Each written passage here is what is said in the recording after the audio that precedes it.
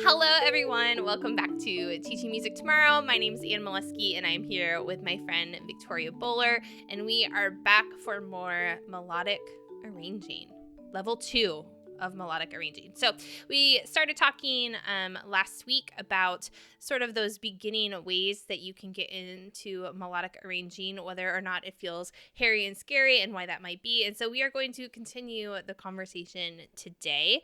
I'm going to get into a little bit more singing stuff. But before we pressed record, I was just saying to Victoria how it's really hard let me back up because Victoria said that she was surprised that I did something with barred instruments. And I confessed to her that I really struggle coming up with melodic singing, arranging ideas. And I've seen it done really, really, really, really well.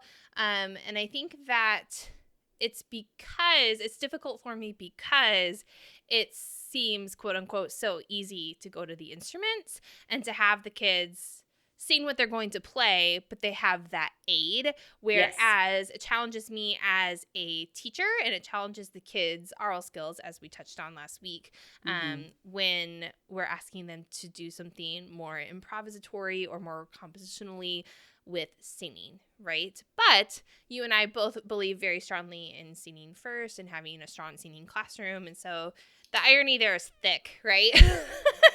I'm just but it feels scary, right? I feel like having kids sing in unison, I feel like I'm pretty good at getting kids to sing pretty well on pitch and together in unison.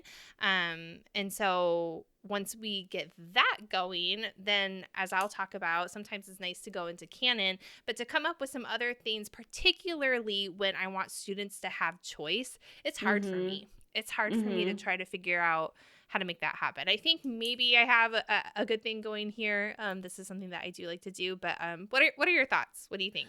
Oh, I'm really being honest. I'm confessing here today because it's just the truth. But. I think what everyone driving in their car or washing their dishes or whatever they're doing, everyone's nodding their head with you. There's melodic composition and melodic arranging. If we are doing, and improvisation for that matter, if we're doing it vocally, that is such a heavy lifting activity that we're asking of students and ourselves, right? As opposed to someone on your podcast a long time ago, Anne, described typing on maybe it was a flute. Do you know what I'm talking about? Mm-hmm. Yeah, Jen Bailey was talking about that. She's a music learning theorist. Yeah. So that stuck with me. And I was like, that is absolutely what it is. So if I am melodic, well, maybe you can describe what she was saying, because I think that ties in. Yeah, she said she was always a great typist, and I identify with that too, especially as a trumpet player. If you see the note, you know what the fingering is, but you're not necessarily thinking about what the notes sound like in the intervals. And so if you can't, so the whole idea for me with Orff instruments is well, if you can sing it, you can play it. But a lot of times it's kind of a back and forth, then they play it and then they sing it, versus hearing it in their brain and then knowing what it's going to sound like on the instruments, which is really the way that we want it to be in terms of processing and audiation, which is what she was talking about. Yes. And in reality, it's a both and. And I'm not, it's been a long time since I listened to that episode. Everybody go back and listen to Anne's podcast so in the early days. It was a plug for your stuff. Vintage.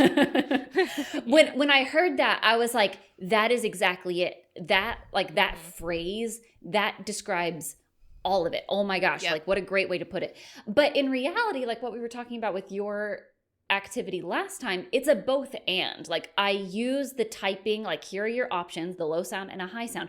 I use that to get it into my ears, right? So it's not one or the other. It's we use the one to support the other, and the other supports the other, and then it's just it scaffolds and it builds. The other thing that I was going to say, oh gosh, what was it? It was along the lines of everybody is raising their hand and saying yes, this is my struggle as well. And my hand is up there too. And because I knew that this was something that I hadn't quite wrapped my brain around, and I knew that I was kind of holding my students back just because of my fear of it. This is something that I tried to kind of mentally tackle, because people have thought through this before, and I can figure this out too, right? So one of the things that I was thinking about is this is a totally separate thing. And so I'll try to be brief. But if we think to, well, let's go to your kids. How often do your kids walk around the house just singing songs that they have just made up off the top of their beautiful little heads all day, every day, right? Yeah. It's constant singing, right? And that's normal for kids to do. It's only when we take something that is very normal, very natural, like kids are already creating vocally, and then we're like, do it as you're like in the shape of a pretzel and upside down and hit these specific, whatever, right? It's only when we take that they're doing naturally and we tie it into 30 million little knots that it becomes really hard. So what are some ways that, this is what I was thinking through and what I'm still, thinking through, what are some ways to kind of let go of the knots? Because we know that kids will improvise and arrange and compose vocally without any prompts from an adult. So how can I guide it, but not crush it, but keep the curricular focus, but not layer on too many, I don't know, like bells and whistles and checkpoints that they have to accomplish before they're ready? You know what I mean? Yeah, and I love this. I think what you said about how the activity with like high and low that we talked about with the Peas Porridge Hot, that's like we're listening to the bars and then we know that's our vocabulary to work with, right? So we're giving them a word bank. And that doesn't mean that they can't go outside of it. It's just that's kind of like our starting place. So, I mean, I'm kind of giving away I'm putting the cart before the horse here with my activity. But if we give kids like a tone set and we kind of give them lots of examples. I'm really like sharing what I'm going to share. But anyway, give them lots of examples ahead of time. Yeah, hold on just 1 second. So maybe like ahead of time, like giving them lots of examples. But then if for some reason they use a note that's not there, they're still starting from like the vocabulary that we've given them. Yes. Right. So yeah, go ahead. What are you going to say? I was going to say, and this is what separates arranging from composition in my mind. So if I give you the musical material and you mix up the order, you are quite actually arranging, right? But if you take that and then it's like the starting point for you doing your own stuff all on your own, that is more composition because you have originated it inside your own musical brain. It's not me giving you information that you reorder. Does that make sense? Yes. So, it's okay if it doesn't. Okay, I was going to say, do you mind, like, if you have a lesson? Okay, just making sure. I was thinking in my head. No, I don't know. It's not a fully formed thought. So, because I'm just thinking, like, if I give my kids, like, okay, now you're going to write this melody with mi, re, do, go. And they sing with text, and some of it's mi, re, do, but some of it's other notes that we don't know anymore. Do you care? Do you know what I mean? Maybe you care if they have to notate it, but do you care if it's just something that we're sharing out in the class and it's just for the sake of arranging and creating something together? Right. So again, it's what we talked about, however many episodes. So like you have to know the purpose, right? And so there are some activities that I do that are, gosh, this is really not what we're talking about. No, I think it's a great conversation. I want to be mindful of your time so that so Paul doesn't wake up. So I separate it into curricular. Let's take improvisation. I separate it into curricular improvisation and like exploratory improvisation. And if the goal is just, or composition, right? If the goal is exploratory composition, then you can give me any sort of vocal output as long as it's in your singing voice. And I don't care because the purpose is exploratory. But if it's curricular and I have like a very specific end goal in mind, so to speak, and I want you to use a specific set of musical vocabulary, then I am going to care that it's narrowed in to what we're talking about. So it depends. The process is the same in terms of like we're composing here without that many parameters, or we're composing here with a few more parameters. The one leads to the other. And this is the work of, this is not an original thought. And everyone's who knows this work is screaming at me and I can't remember. But in creativity research, one of the things is we move from big exploratory to then narrowing in parameters, which is different from how you and I often think about it, which is we start with very few choices and then we expand, right? So one of the things that I've kind of been chewing on in the last couple years is what is the relationship between totally open-ended. You have like virtually no parameters other than it's your singing voice. And you have, the high sound and the low sound, right? What's the relationship between those two pathways? So anyway. Okay. I'm going to share my activity. I'm going to talk through it, and then we'll see if we'll just see. Okay. So the first thing I want to say, so level 2. So last time we talked about Peas Porridge Hot, and adding kind of that simple drone or simple broken drone or bordoon, whatever terminology, wherever you were trained or not trained or whatever.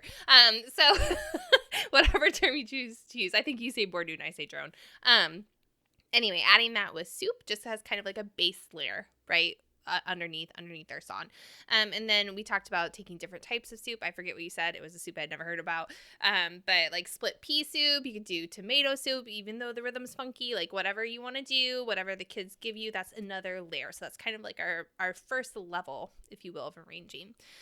I mentioned briefly this idea of singing in canon. And for me, that is a level 2 arranging thing. And I just want to talk on that just for a moment, because I think that so often we expect kids to be able to sing in a round or a canon, or again, we could go down that rabbit hole,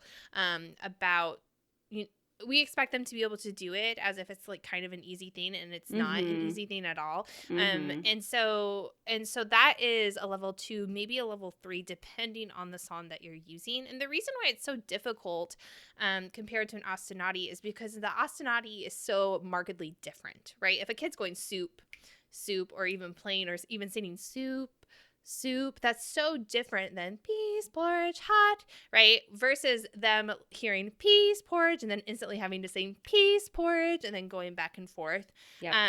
There's a lot of interest there. It's really, really cool if they can do it, but it's tricky. So I want everyone to like take a deep breath about canons, because I think often we jump to that. And we could get into like part writing rules and whether it's a good song for a canon or not a good song for a canon. I think it's a good next step if your kids are ready for it, because it's not necessarily any new material, but in terms of the oral skills needed to do that type of independent singing, it's just something to be aware of. It's very, very, very tricky. So that is a level 2 thing. I think that we shouldn't ignore it, but I think that that's something that we could definitely do. Let's get into something that's maybe a little bit more student creative based. I can't with words today. I'm like not me. What is that? Student creative based, creatively based. It makes sense. I know what you're saying. You're making a lot of sense. I can't words. I've only had 1 cup of coffee. Anyway, I can't use that excuse anymore. It's mid-morning. Anywho, Victoria, do you like soup or do you not like soup? How do you feel about soup? Tell me your thoughts. I don't like soup I like soup that has a tomato base. I don't like soup that has like a water base or a chicken broth base. That's really hard to fit into an ostinato. Yes, I like soup. So Victoria just said, yes, I like soup. How else could you say that? Soup is good. Soup is good. So yes, I like soup. Soup is good. Which one do you like better? I like, soup is good. Soup is good. Okay, so we're not going to do it, but so that could be one layer of the ostinato. So that's still just speech, right? So we're still just talking about rhythm. So in order to make it more melodically based, one of the things that I think we could do is stick with a limited tone set. So say, for example, I'm bringing this song back in a later grade and my kids know the full pentatone, right? So we have like do, re, mi, re, do. Let's just stick with those 3. Okay, so I like soup, right? Or I like soup. You might echo I like soup. I like soup. I like soup. I like soup. I like soup. I like soup. I like soup. I like soup. Yummy soup. Yummy soup. Yummy, yummy, yummy soup. Yummy, yummy, yummy soup. I like soup. I like soup. And I wasn't doing it just there, but if I had a tone ladder on the board, I would be pointing to all of those different places to show the contour so that kids would start to get an idea of the different ways that they can manipulate just those three different pitches using the text that you gave me. So Victoria, do you have one that's kind of your favorite or one that you're thinking of right now in your brain that we could add? What do you think? Like a melody, one of the melodies that we did. Yeah. I liked. Do, re, mi, mi, re, do. Go ahead. I liked. I like soup. I like soup. So, I like soup. I like soup, and so on. Yeah, we won't do it for the lag. So that is another great vocal layer, right? And it's pretty easy then to move that to the barred instruments, right? So we've created that, and we can move that in and add that onto our layer. So now we've got our simple drone, maybe a simple broken drone. We've taken some text from the kids with the tone set that they played around with, and everybody could do their own thing, right? You could be in groups, you could do it in partners, however you'd like to do it, and then add it in as another layer. And then if you're feeling really ambitious, maybe you start off like in a canon, right? But again, like all of these are options, not necessarily all happening at the same time, and it's something that we could layer in here or there. So I'm trying to give like pieces of the puzzle, if that makes sense. It's not as linear as I would like, but I'm just trying to give like little snippets of ideas, and thinking about different ways that you could get kids to really just start kind of playing or exploring with those pitches. So going back to our earlier conversation, if a kid was about to go, I like soup, what would you do? Right? I would, yeah. Well, are you asking or is that rhetorical? No, I don't know. What would you do? What do you think you would do? I would say, I like soup. I like soup. And we would do it for a little bit. And then again, like this goes exactly back to what we were talking about with the rhythm thing. We would do it for a while. And then to me, that gives me so much information. Like this kid is not ready to rearrange a high sound and a middle sound and a low sound leading down to the tonic, right? We're not ready. Right. And that gives me so much information. So we would use it for a little bit. And then I would probably give like an aural reset to the class where we go back to echoing me with mi, re, do. Right. And then someone else gives their idea and et cetera, et cetera. So I would use it as information. I would not use it as the, whatever end product this needs to turn into with a mi, re, do thing, because it's not mi, re, do. But it is information, and it was a musical output. Does that make sense? What do you think about that? Yeah, I agree with that. Again, in terms of like, what's your end goal? If your end goal is that the kids can create something with mi, re, do, so that has a do and a re in it, right? There's some me's and like this other note in outer space, right? But yeah, I think for me it depends on like, am I going to ask them to write it down? And if I'm going to ask them to write it down, what does that mean? What kind of information do I need to give? I would maybe go a step further, and you'd probably do this too. You probably just didn't mention it, but I would probably say, oh my gosh, that has a different sound that we haven't heard. So yes, I like soup, and then look at my tone ladder. So in my class, if they know mi, re, do, they also know so and la. So I can just go, ooh, I like soup. You actually went up to so, but we're just sticking with mi, re, do. So ignore your so and la and try to redirect it after we've already tried it, because every answer is a good answer. Right.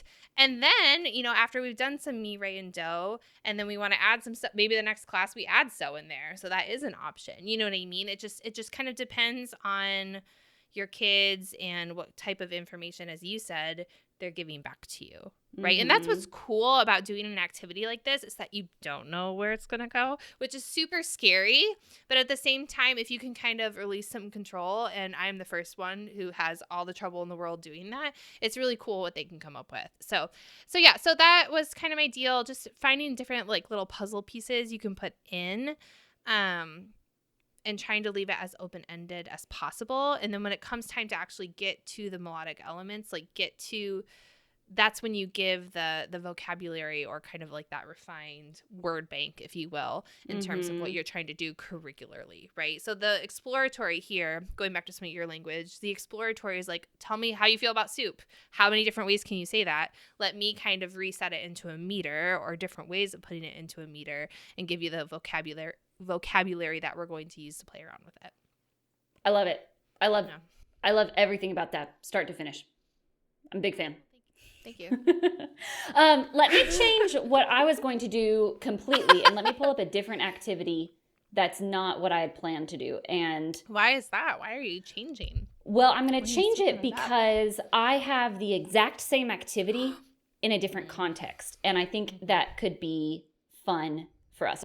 Okay, so this is with the song Sunday Best. Do you know if I've shared this on here before? No, you haven't, but my girls love this song because it's on Kids Bop. Okay. Feeling good. Yes, absolutely. Okay, we are not actually using that song for this activity. This is a Gotcha. partner melody that you could use with any song. It happens to talk about a good day. Maybe that day is Sunday. Who knows? Okay, I do this with 4th and 5th grade older beginners. This is a really fun activity. If you have upper elementary kids who don't want to sing, I have done this with upper elementary kids who don't want to sing, and they sing. And it's a lot of fun. Okay, so we have the song going on in the background, and I'm gonna sing, "You can't faze me, I'm amazing, better every day, but better every day. You can't faze me, I'm amazing, better every day, but better every day." So I have a high sound and a middle sound and a low sound. So we're adding in that body percussion. It's a spatial relationship, which is helpful for upper elementary so that they're not being asked just to sing. There's something else physical that they're doing with it as well. Okay, so this is step 1. And do you feel like you're ready to do it? You don't have to sing if you don't want to, but do you feel like you're ready after however many times of doing it with the song? We're ready to do it. Okay, let's try it again. Here we go. You can't faze me, I'm amazing, better every day, but better every day. Lovely. Okay, so we do that 2 times in a row.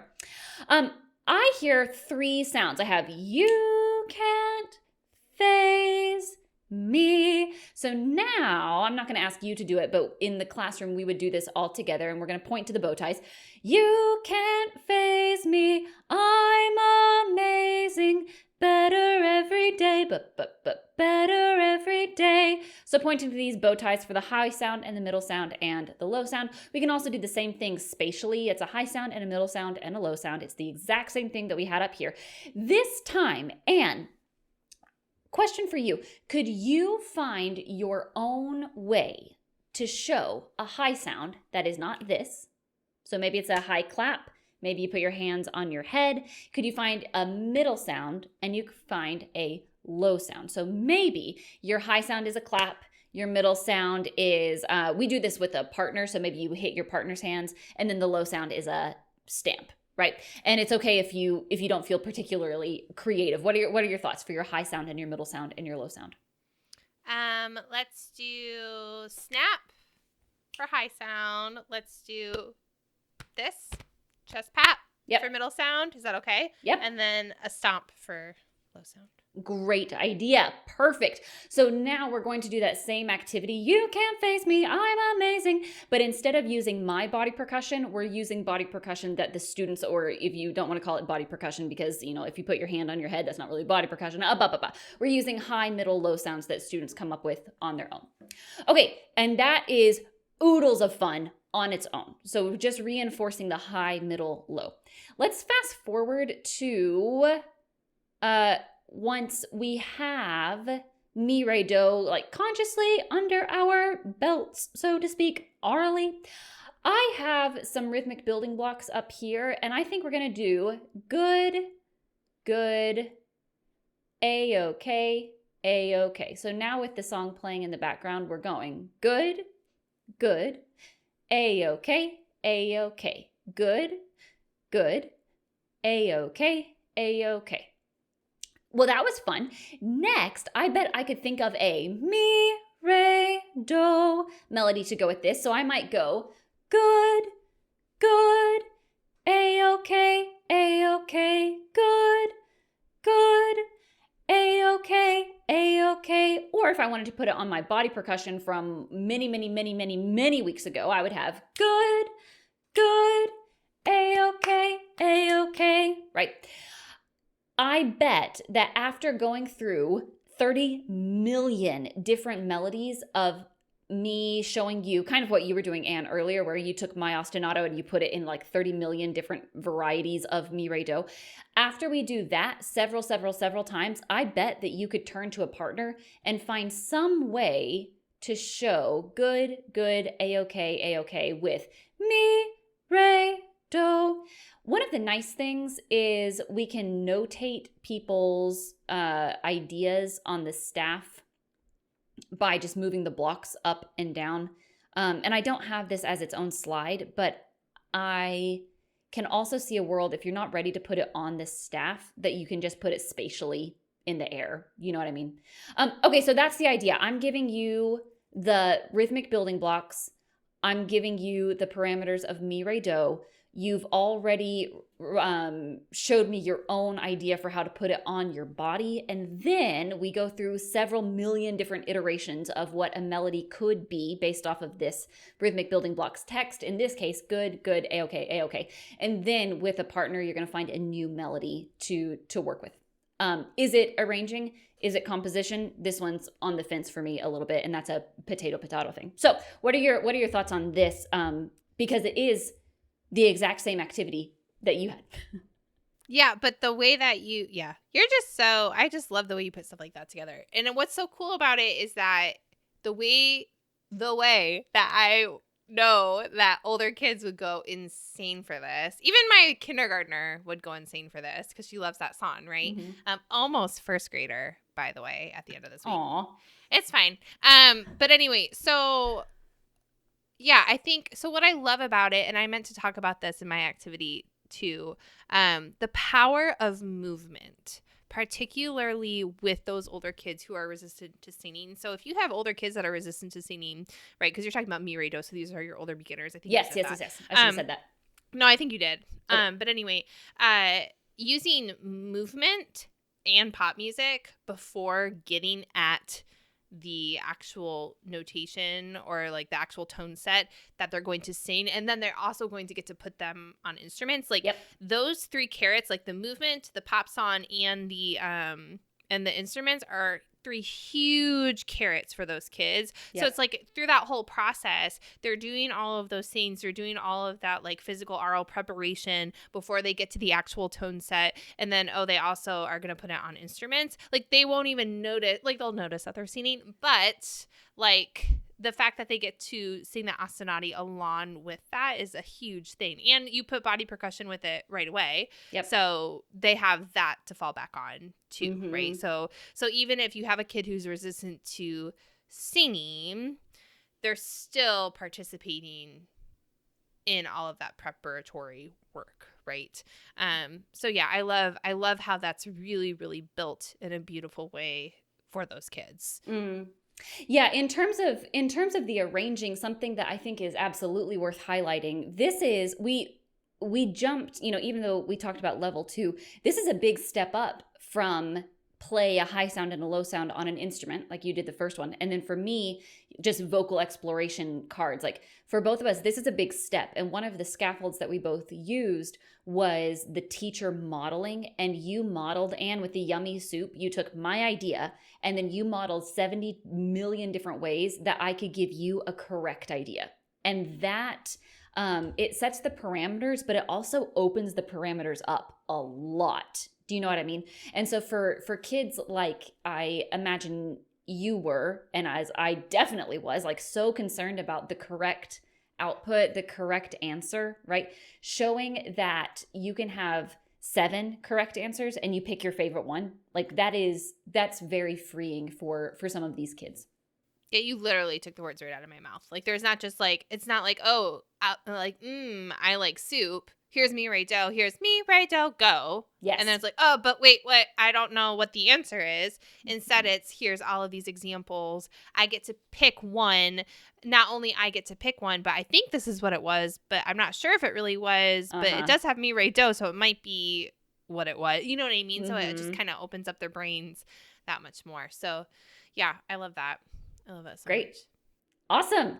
Okay, this is a lot of fun, Anne. I like this. I like this a lot. Yeah, me too. I can't wait for level 3. Who knows? Like you said. I don't know. That's funny. All right. Well, then we will talk again for melodic arranging level 3. Yeah, sounds good.